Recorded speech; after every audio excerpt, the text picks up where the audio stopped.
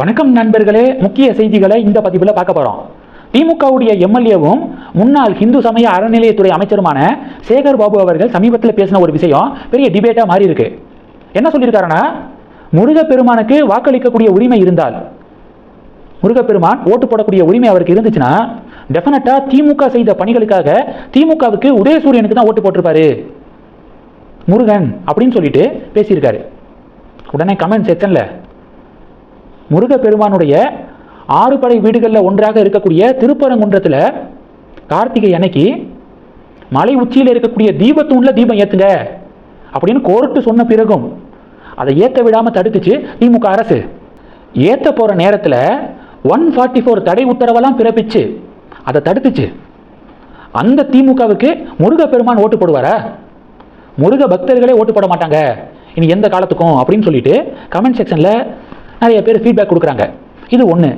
ரெண்டாவது என்ன பார்க்க போகிறோம், தூத்துக்குடி ரயில் நிலையம் அருகே கரெக்டாக சொல்லணும்னா, அக்யூரேட்டாக சொல்லணும்னா, குறும்பூர் ரயில்வே ஸ்டேஷன் இருக்குல்ல, அது பக்கத்தில் பழமை வாய்ந்த விநாயகர் கோவில் இருக்குங்க. பழமை வாய்ந்த விநாயகர் கோவில் 80-100 வருஷமாக இயங்கி வருது. அந்த விநாயகர் கோவில் இருக்கக்கூடிய இடம் ரயில்வே நிர்வாகத்துக்கு சொந்தமான இடம் அப்படின்னு சொல்லிட்டு ரயில்வே டிபார்ட்மெண்ட் சார்பாக 2 உயர் அதிகாரிகள் சார்பாக ஹைகோர்ட்டு மதுரை பெஞ்சில் கேஸ் போடப்பட்டு அந்த கேஸு பல வருடங்களாக விசாரணை நடந்து கடைசியாக ரயில்வே நிர்வாகத்துக்கு சொந்தமாக இருக்கக்கூடிய இடம், இந்த கோவில் இருக்கக்கூடிய இடம், அதனால் அதை இடிக்கலாம் அப்படின்னு சொல்லிட்டு நீதிமன்றத்துடைய உத்தரவுக்கு இணங்க இப்போ அந்த கோவில் இடிக்கப்பட்டிருக்கு. இந்து முன்னணி கடுமையான எதிர்ப்பை தெரிவிச்சிருக்காங்க. இந்து முன்னணி என்ன சொல்கிறாங்க அப்படின்னா, குறும்பூர் ரயில்வே ஸ்டேஷன் இருக்குல்ல, அந்த ரயில்வே ஸ்டேஷனுக்கு ஆப்போசிட்டில் மோகன் சி லாசரஸுடைய இயேசு விடுவிக்கிறார் ஊழியங்கள் சபை இருக்கு. மோகன் சி லாசரஸுடைய ஜபக்கூடம் இருக்கு. அதுக்கு பக்கத்தில் தான் இப்போ இடிக்கப்பட்ட விநாயகர் கோவில் அமைஞ்சிருக்கு. ஜபக்கூடத்துக்கு பக்கத்தில் விநாயகர் கோவில் அமைஞ்சிருக்கிறத ஸ்டார்டிங்ல இருந்தே மோகன் சி லாசரஸ் விரும்பல.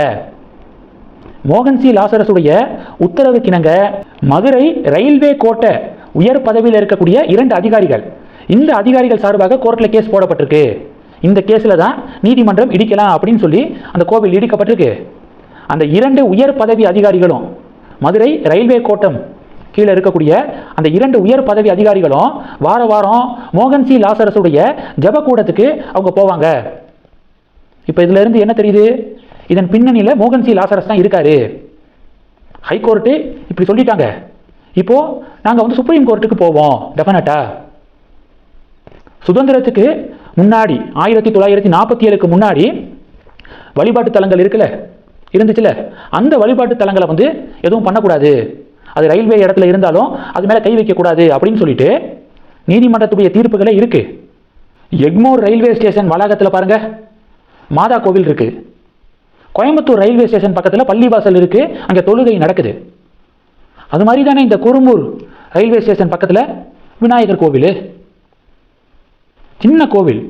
அதை எதுக்காக இடிச்சாங்க, நாங்கள் சுப்ரீம் கோர்ட்டுக்கு போவோம் அப்படின்னு சொல்லிட்டு இந்து முன்னணி அறிவிச்சு சுப்ரீம் கோர்ட்டில் மேல்முறையீடு செய்வதற்கான இப்போ ஆலோசனையில் இறங்கியிருக்காங்களாம் இந்து முன்னணி.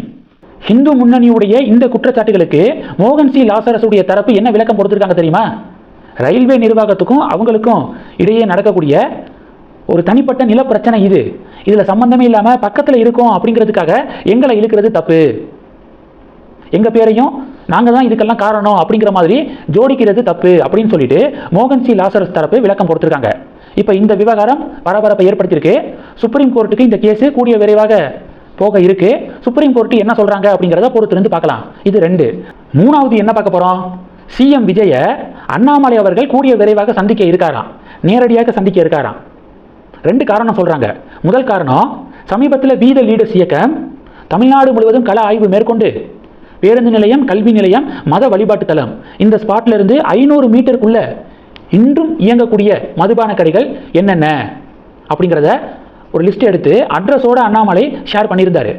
உடனே டிவிகே கவர்மெண்ட் அண்ணாமலை வெளியிட்ட லிஸ்ட் இருக்குல்ல, அதை அவங்க ஆய்வு செய்து, அப்படியா இன்னும் இயங்குதா அப்படின்னு அவங்க ஒரு ஆய்வு செய்து அண்ணாமலையுடைய லிஸ்ட்ல இயங்கக்கூடிய மதுபான கடைகளை க்ளோஸ் பண்ணாங்க, இடத்தை மாற்றினாங்க. ஆனால் அதில் இன்னும் சில மதுபான கடைகள் இடம் மாற்றப்படாமலும் மூடப்படாமலும் இருக்கு. அந்த டேட்டாவை, அந்த லிஸ்ட்டை சிஎம் விஜயை சந்தித்து அண்ணாமலை கூடிய விரைவாக மனுவாக கொடுக்க இருக்காராம். ஒன்று, சிஎம் உடைய கவனத்துக்கு கொண்டு வர இருக்காராம். ரெண்டாவது என்ன அப்படின்னா, பரந்தூர் விமான நிலைய ப்ராஜெக்ட் கைவிடப்பட்டிருக்குல்ல, சென்னைக்கு 2வது விமான நிலையம் எதுக்காக அவசியம் அப்படிங்கிற அந்த ரிப்போர்ட்டை அண்ணாமலை ஷேர் பண்ணியிருந்தாரு.